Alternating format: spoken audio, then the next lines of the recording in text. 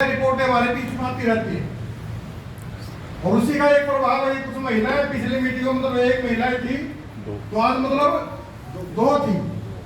आज वो संख्या हमारी बड़ी है और इसी तरीके से वो काम करता रहा तो हम ज्यादा साथियों तक मतलब अपनी पहुंच बनाने में कामयाब रहेंगे।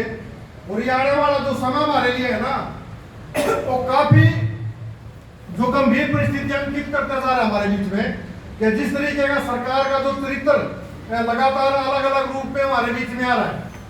तो वो पेंशन के ऊपर हमला करने की बात हो मतलब रिटायर्ड कर्मचारी संघ की जो मांगे हैं वो साथी भी प्रसाद आपके बीच में रखेंगे। मैं तो आप लोगों के बीच में तकरीबन इस चीज के ऊपर ज्यादा फोकस करूंगा कि ये संगठन हमारे लिए मतलब जरूरी क्यों है। ये संगठन हमारे लिए इसीलिए जरूरी है कि जिस तरीके से आज अब यहाँ इकट्ठा होकर अपनी मांगों के बारे में विस्तार से चर्चा करें और ये जिस तरीके का हमला मतलब तो आपकी पेंशन के ऊपर हमला किया, पेंशन को खत्म किया। अब 10-11 साल से मतलब मोदी की सरकार है। मतलब पहले झूठ बोलेंगे थोके भाव में हम ये करेंगे हम वो करेंगे। मोदी तो ये क्या करता ना कि 15 लाख रुपया सबकी मतलब जेब में आ जाएगा।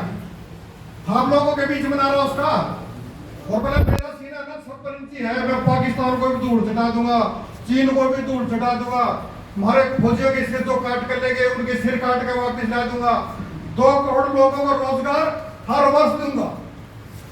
इस तरीके के जो लुभावने नारे थे और जो सरकार का पिछली का जो चरित्र या कांग्रेस की सरकार का था मतलब वो सरकार का भी बदनाम हुई परंतु उसके बावजूद भी वो उस तरीके का काम नहीं कर पाए जिस तरीके का काम मोदी की सरकार ने 11 सालों के अंदर किया।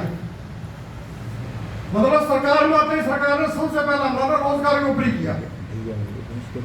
जब 2 करोड़ रोजगार का सपना उसकी वोट को मतलब इकट्ठा किया, अपने फेवर में उसको बनाया और सरकार सत्ता में आ गई।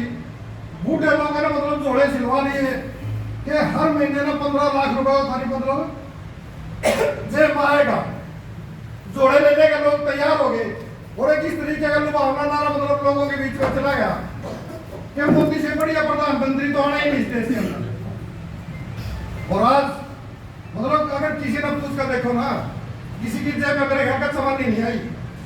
जीएसटी आप लोगों के ऊपर लागू हुई, उसके बाद नोटबंदी आप लोगों के ऊपर लागू हुई जिसमें लाखों लोगों की मतलब जानने के लिए रजिस्टर और उसका फायदा किन लोगों को हुआ मतलब ये भी तो हमें देखना चाहिए ना कि उसका फायदा किन लोगों को हुआ।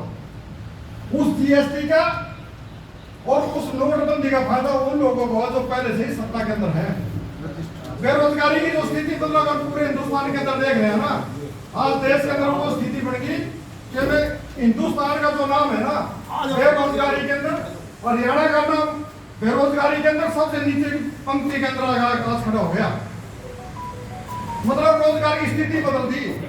जाके देखोगे ना कई कई तरीके के मतलब रोजगार है। कच्चे रोजगार की भी मतलब शकल बदल दी। आउटसोर्सिंग पॉलिसी 1, पॉलिसी 2, अप्रेंटिस, ठेका प्रथा के ऊपर मतलब जो कॉन्ट्रैक्ट के ऊपर मतलब जो लोग लगे हैं वो और एक एसकेआरएन अलग तरीके का मतलब हमारे बीच में आ गया।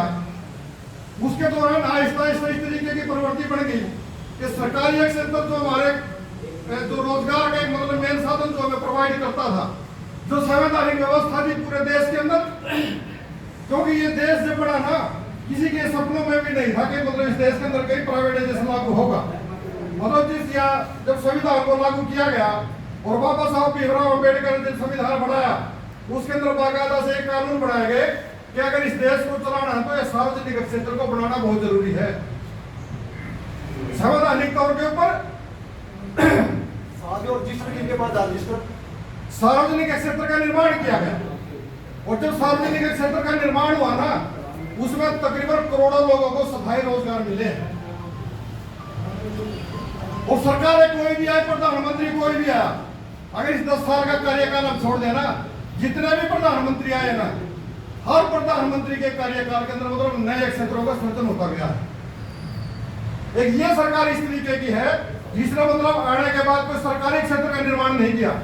मतलब ये रिकॉर्ड है बाकायदा से मैं कोई झूठ नहीं बोल रहा कि पूरे के पूरे हिंदुस्तान का रिकॉर्ड उठा के चेक किया जा सकता है अगर इस सरकार ने आने के बाद एक भी के सरकारी क्षेत्र का निर्माण किया हो तो सरकारी क्षेत्र को डुबोया है।